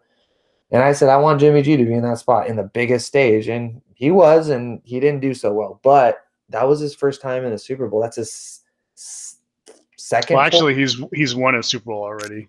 No, whatever. Like, it's just, I mean, look at fucking Russell Wilson, dude. He threw a fucking pick on the 1 yard line. It's like, god damn, dude. Like, he fucked the Super Bowl, too. So, Well, that was yeah. more playful. yeah. Let's not. I don't think you put that on I'm trying to him. make you guys feel better, okay? No, I appreciate it. I see the issue with Russell Wilson being a height thing. Like, I'll agree with that. I think, he ran over. If you look at but if you watch the mic'd up version of that play, when he runs over to the coach, he says, well, "What happened? I couldn't see it." Right. So, he's like, "Well, you threw a pick." Right. So he wasn't able to see. It wasn't even a bad ball. They threw to the wrong receiver. That receiver Right. never should have been there. Right. And he should have cut inside. Like, well, how do you and you have one of the best tailbacks in the backfield. You give him the ball there. Well, yeah, I mean, that's without question, right? Hey, the Niners didn't do it with Frank Gore a couple years before that, so I guess it's not as intuitive as it seems. I'll never get that, but yeah. So the only other team really in the NFC with any moxie, and I think this goes back to what Jake was saying, was the Cardinals, right? I really feel they're going to be a very improved team. If Green Bay is falling out, Minnesota wins the division, Green Bay doesn't have a good enough record to make the playoffs, maybe the NFC puts in 3 teams this year with the 7th seed. Who knows? NFC West does. Yeah. Yeah, the NFC West, yeah. All right. So if there's something else, we can move on to basketball, and really to keep it simple with it, should we just start the playoffs now? Should we just test everybody entering the arena? Just the people, no owners, no presidents, no GMs, nothing like that. 3 refs, 4 refs, maybe if you want the backup, all the camera guys and the players and the coaches, and that's it, right? So no one else is privy to be in that game. No family, no friends, nothing like that. Is that kind of where we want it to be right now? Are we willing to do that just to be able to get the NBA playoffs started? Or do we want the rest of the season? I say fuck the season, and I want my money back from Vegas because of it. But that's a whole different issue.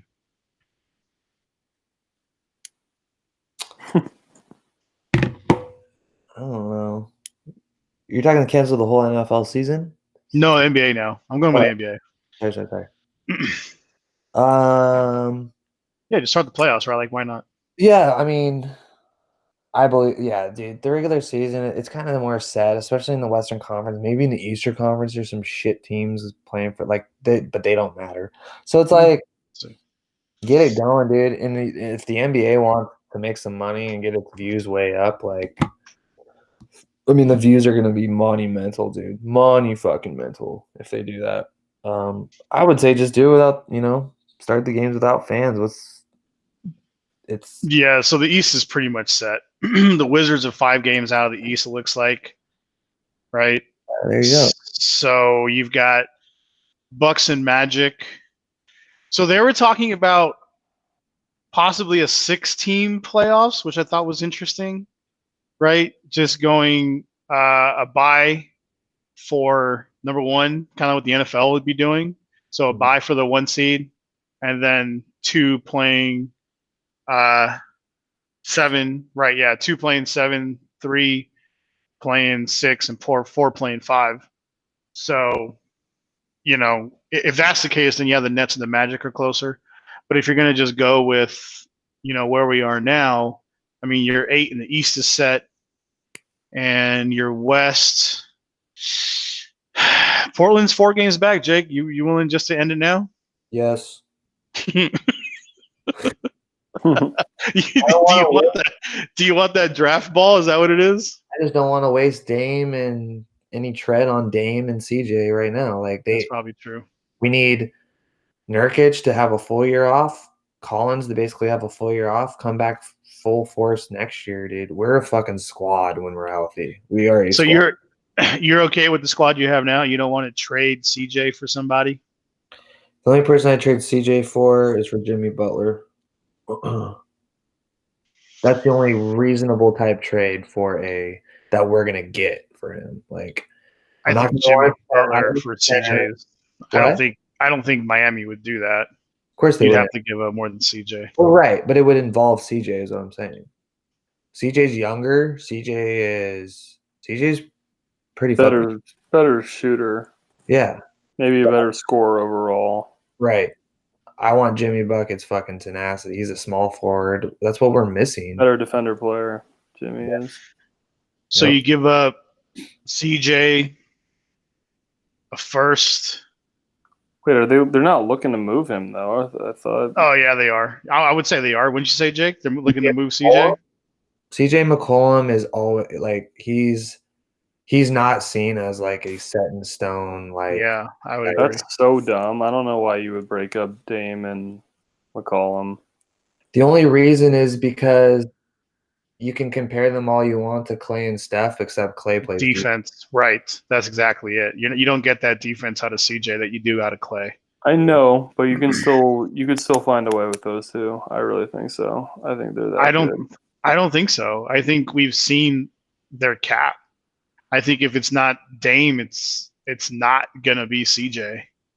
I don't see him as the guy to take over a game in the playoffs to win it. And his defense isn't there to win a series that matters. I mean, bro, they beat a really good Denver team. And I mean, I guess they ran up against the Warriors, but I mean, the Warriors didn't even have Durant the whole series. Right? Yeah, but we still had we still had us, and I don't know. I'm not and they were up 15 in every game, weren't they, Jake? They were up 15 in every game. Mm-hmm. Was it every game? Yes, every game. They were up 15 points in every game. We swept them. It was brutal for them. I remember. But yeah, that's all defense. That's all defense. But it's also depth and supporting cast, and there's a lot there. Look, if you look at the 10 teams on the top of the West, and actually no, the Warriors aren't there. So look at the 10 teams and name a backcourt that you'd rather have. Maybe Houston, maybe the Lakers, definitely not. The Clippers, Kawhi and Paul George are both kind of swing guys to me, so I'm not going to count that. Talking about strictly ones and twos. I would rather have them. That's a good question, I guess. Because who's the 1 and 2 for the Lakers? Nobody I can think Great of. fucking question. The Clippers got PG3, and who's the point guard for the Clippers? So you have Beverly, and Right, Beverly. you're talking about defensive dudes, yeah? No, we're talking about who is the best backcourt in the top 10 teams in the Western Conference. Who has the best We're backcourt? just like in the West, top to bottom. I think behind the Warriors, the Trailblazers have the best starting backcourt. 100%, yeah. So Because I guess that does bring up a good point. Then why would you want to break that up? I just don't think it's enough. I would rather have one of the best point guards and one of the top 10 Small forwards. forwards than having two players that are great back. They're a great backcourt. Don't get me wrong, but when it's just one-on-one basketball or ISO shit, that's not how you play the game. Like, Right. it's just not how it's done. It's not how you. It's not a winning formula. And yeah, we did beat Denver, but that was a very young Denver team in a game 7, which they choked. They're young. They bricked some shots, and yeah, Dame and CJ have been there. But look what happened when we ran into a real fucking team. We got fucking swept again. Who plays defense? The same thing happened to us against the Pelicans the year before. We got swept. Why? Because they got Here's nailed someone.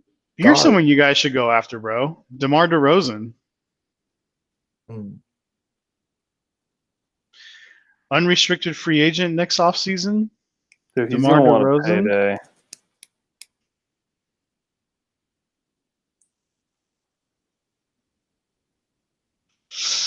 Yeah, I don't really see No, anybody else. you know who would be a nice cop for you guys? Oladipo. That would be a come up for you guys. That would be. And he played in Indiana, so he's played for these small market teams. I think if you paired Lillard, McCollum, and Oladipo, even though they'd be undersized, I just think that amount of ball movement and handling and shooting would be really nice. Yeah.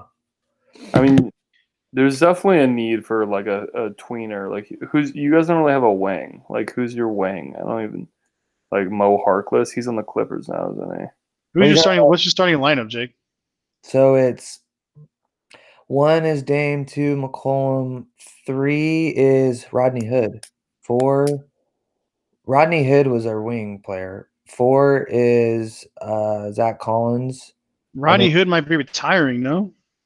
Well, he tore his fucking Achilles, so yeah, and we just paid him, which fucking sucks. But Rodney Hood was supposed to be that, which he was in the playoffs last year. He was that third guy who could kind of get it. He could get his own shots, and he played defense. Like he was a pretty good defender, and he was slowly emerging. He's only like 26 or 27, but he fucked his leg up bad, his Achilles. I knew he was beat up. The torque and everything that guy was taking in the playoffs, I was watching him. I was like, this guy's going to fucking get hurt. I knew his knees and everything, but we paid him, of course. Other than that, though, like for me, I wanted Jimmy Butler so bad this offseason. I was willing to do whatever. I don't care. I know Jimmy Butler is a fucking killer. That's what, and I just know with him, with Dame, like, I just thought that Bro,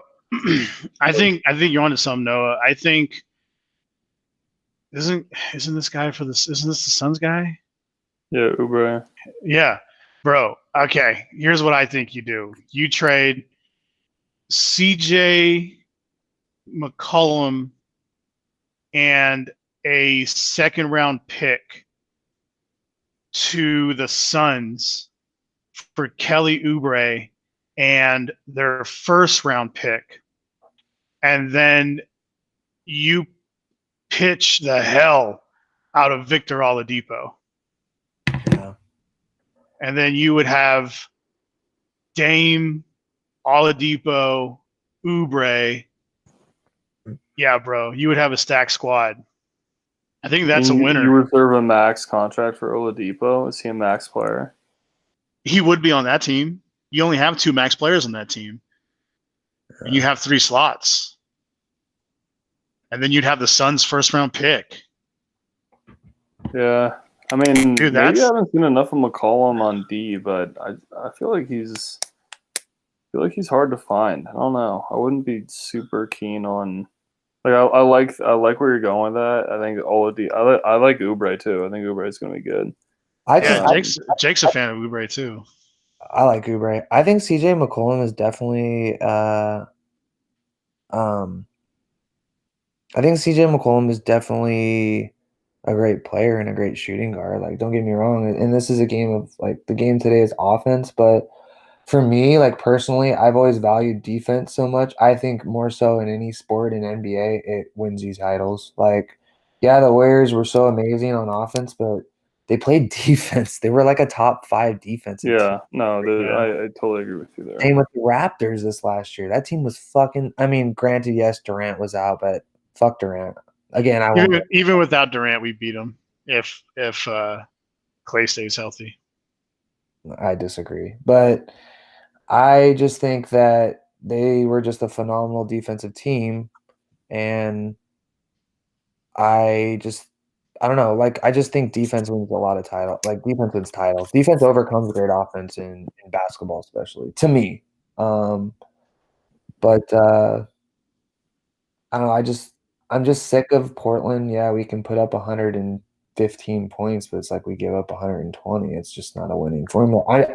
I get sick of when CJ McCollum did go off in against Denver. It was because Damian Lillard was literally getting fucking triple teamed, like Curry did, and that's what you need. But like, also, like that Jamal Murray was fucking just murking on McCollum. Like it was pretty sad. And he did the same thing. The big Drew Holiday did the same thing to these point guards. And like these larger point guards they can manhandle these guys to me.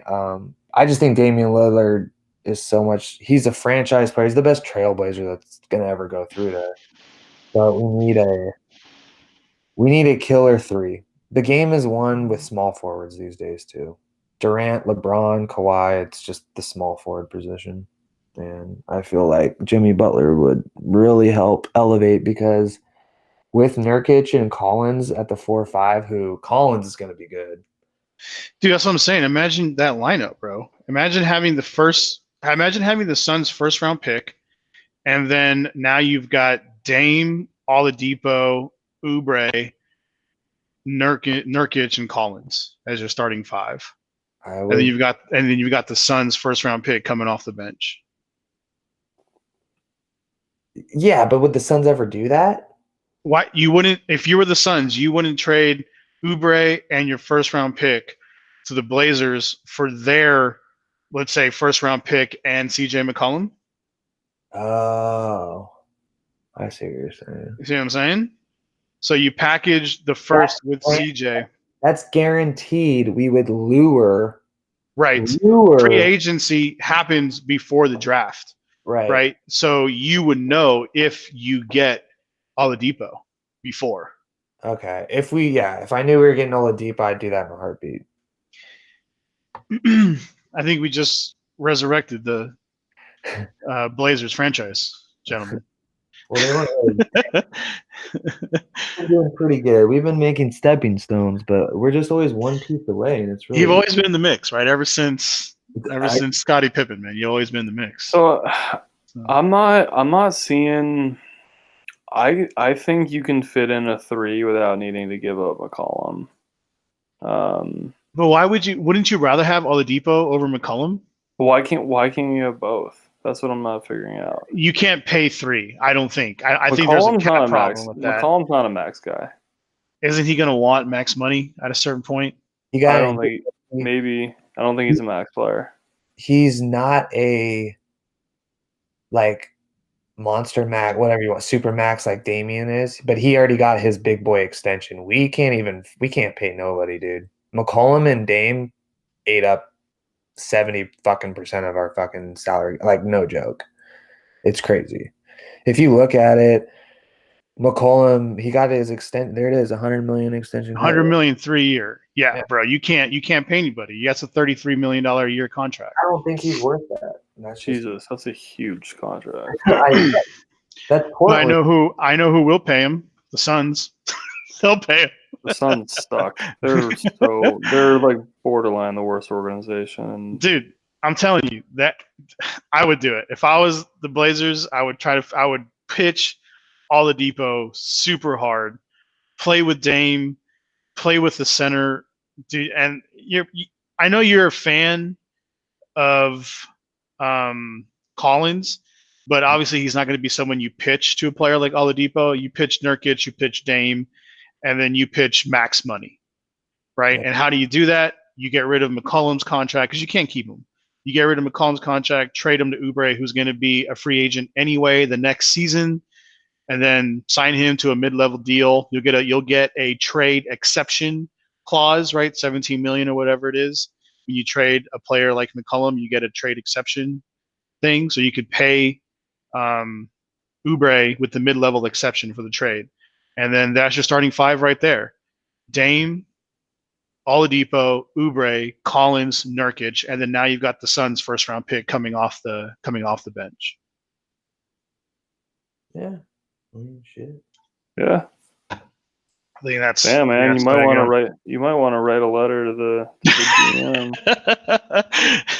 But you got to lock up Oladipo. You got to convince Oladipo to come to the Blazers. I don't see why he wouldn't. To be honest. So what happens if he doesn't, though? That's like. Well, then obviously it changes the whole thing. Like you're not going to trade then CJ. You're going to piss off then you're going to piss off Dame, and that's like a whole other deal. Why would you piss off Dame? If you get rid of. No, you don't have to do that. You don't have to get rid of McCollum because the free agency happens before the draft, right? So you could trade McCollum at the draft if you've got Oladipo locked up.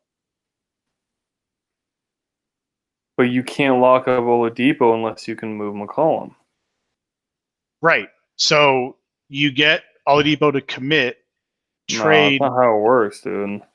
Yeah, that's how. How do you think we got Durant? Right, Durant committed, and then we said, okay, we can't pay you yet. We have to move these people away. Right. So that's what we did. We got people he said he wanted to come to our team. We said, okay. Actually, you're right. I guess that is how it and works. then we had to move people to make it happen. Right. Yeah, man, the Blazers could do it. I mean, like Jake said, they've been on the edge for a while now. So what about this? Yeah. Maybe honestly though, maybe we don't have this conversation if fucking half our team starters go out. So maybe they're a 2 seed or a 1 seed this year. You know? Oh, you mean injuries? Yeah, that's true. That's true. All right, what's next?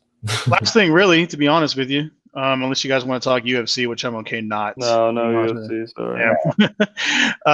Giannis on Twitter, like obviously his account was hacked. I 100% believe him. Right? It simply said, "I'm going to the Warriors," which obviously something like that would not happen. So I 100% believe that his account was hacked. But what I found interesting was that he apologized not to the Bucks, not to the Warriors, not to the NBA, but to Curry first. That's what I found most interesting, was that his first tweet when he got his account back after being hacked, the first tweet he made was public to Curry. Again, not to the Bucks, not to the fans, not to the NBA, not to the Warriors fans even, but rather directly to Steph Curry. I found that interesting. I think that's interesting. And what do you do as a Warrior? Do you package the first round pick with with Draymond Green for Giannis? Does that make the team soft? You know, what happens here, right? Like, what do you do? What's fair? If Giannis is packing ship anyway, he's telling the Bucks, "I'm leaving." Why wouldn't you take the Warriors' first round pick and Draymond Green? You know, I don't know. What do you guys think? I just Go ahead. Go ahead, Noah. Go ahead. If the Warriors have any chance at getting Giannis and pairing him with Curry and or Thompson, you do everything you can to make that happen. Period. Fair enough. Jake? I believe he's so young still that he's still in his rookie contract. Correct? Until this offseason. Okay. Right. So he's very young. He considers himself the best player in the league. He got the MVP. Mhm. I truly believe he won't jump ship yet. He won't jump ship until he's 26 or 27, just like they always do. He's going to stay with Milwaukee. I think this is a bunch of bullshit to me. And he's in the East. He's gonna go to the finals so many fucking times now that Kawhi's out of the way. Are you joking? He's gonna be the dude in the East. He will get to the finals. Let's take this year for example. Okay, I don't see the Bucks having any problem with the Nets or the Magic. All right, it's silly. But let's say the Heat get out of the second round. Can the Heat beat the Bucks? I think so. If Milwaukee loses to the Heat in the second round, does that change things for Giannis? It would maybe change maybe, but bro, he's even said he's like, I'm here for the long haul. You're 22, 23. He's not smart enough to begin with to even go to the Warriors yet. He's not smart enough. Like when you're that age, you're so proud you can fucking do it all on your own. You can do whatever, you can do what they say that you can't. So he's 25. I mean, he's 25. I thought he was younger. I think He's also. I thought so too. We're also talking about a year from now, a year plus. yeah. Yeah, he'll be 26. But it's not this upcoming. No, he'll be 25. Yeah, it is this upcoming off season. No, it's 2021. Okay, so he has 2 more. No, I don't think so. Yes. 2021. Yeah. So why would the Warriors be thinking about? They're trying to recruit him already. It's No, it runs through the 2020, 2020. Whoa, you're right. Okay, yeah, you're right. Yeah. I think he'll stay with Milwaukee, and then I think that after that deal is up, if they don't do anything, or not even after that deal is up, if it's not trending well, then he'll probably ask to be moved, and if not, he could potentially bring on someone else. I mean, No one's gonna go to the Bucks, bro. No one's gonna go to the Bucks. That's the problem, right? With a team like the Bucks, is like who's gonna go to Milwaukee? Like, what African American basketball player is like, yeah, racism is cool. I'll go there. Hey, man, watch out for Wisconsin, dude. Come on. You're right, though. Milwaukee's a really segregated place. Wasn't there that guy that played for the Bucks that was like going to a jeweler to buy some jewelry and they wouldn't let him in the store? They thought he was gonna rob the place. Jesus, I don't know that story, but that wouldn't surprise me. NBA player. People in Milwaukee are super nice, but there is definitely some shit there. It's one of the most segregated cities in the country, if not the most. Yeah, okay, so then Roger, back to our Portland point. If nobody's gonna go to Milwaukee, and this isn't a diss on Yeah, there it is. on Portland, but how is Portland gonna get Oladipo then? Like that's if all the top talent naturally just flocks to the biggest market cities, then That's been my argument all this time. That's why we couldn't get a Jimmy Butler, and we never will. I don't think we could get an Oladipo for max. Like, but Oladipo played for the Pacers. He got there, dude. No, he didn't. He got drafted to Oklahoma City. Okay, then he got traded. He got traded to the Pacers? I think you're right. Yeah, he did. He went from OKC. I don't think he was even drafted at OKC, to be honest with you.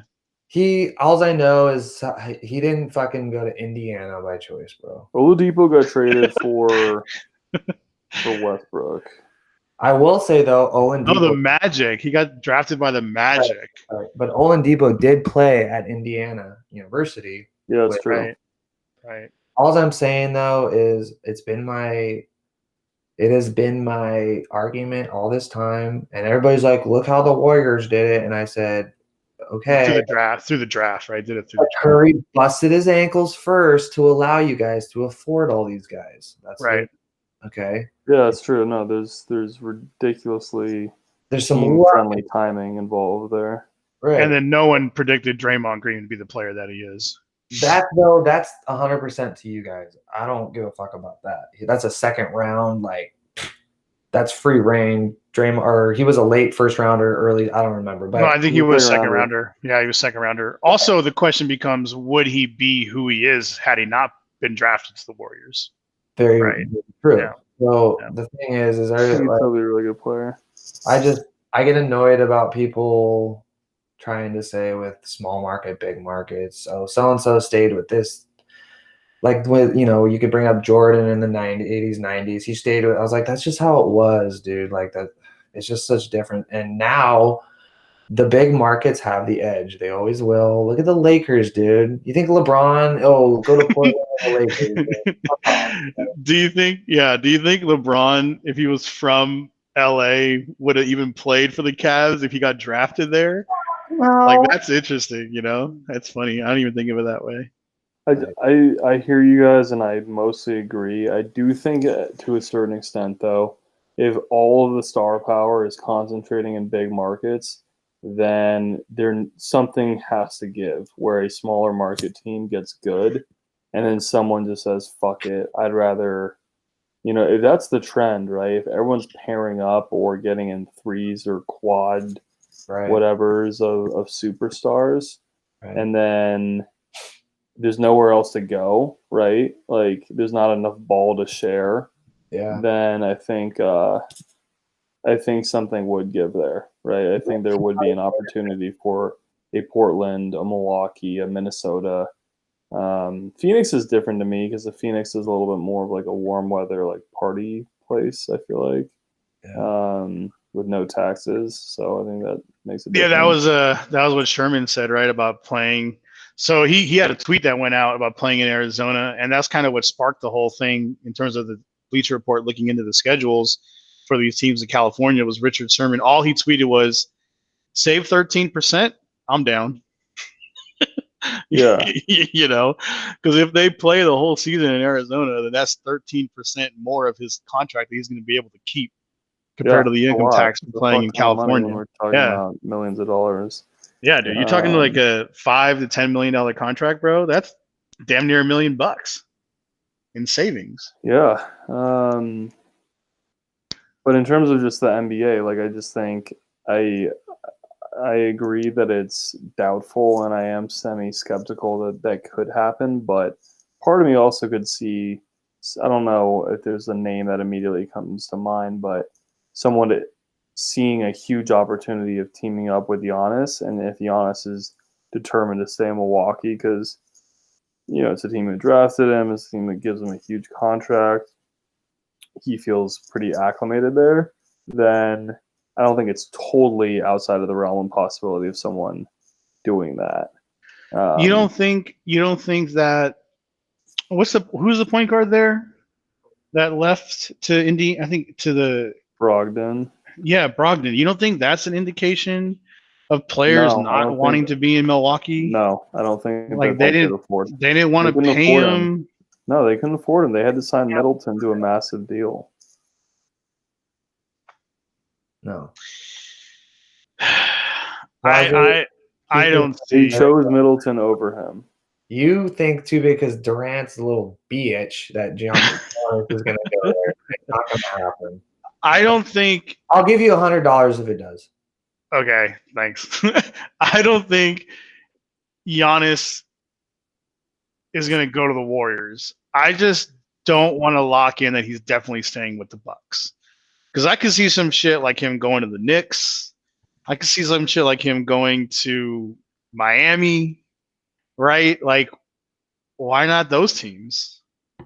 Miami has the cap space for another max player.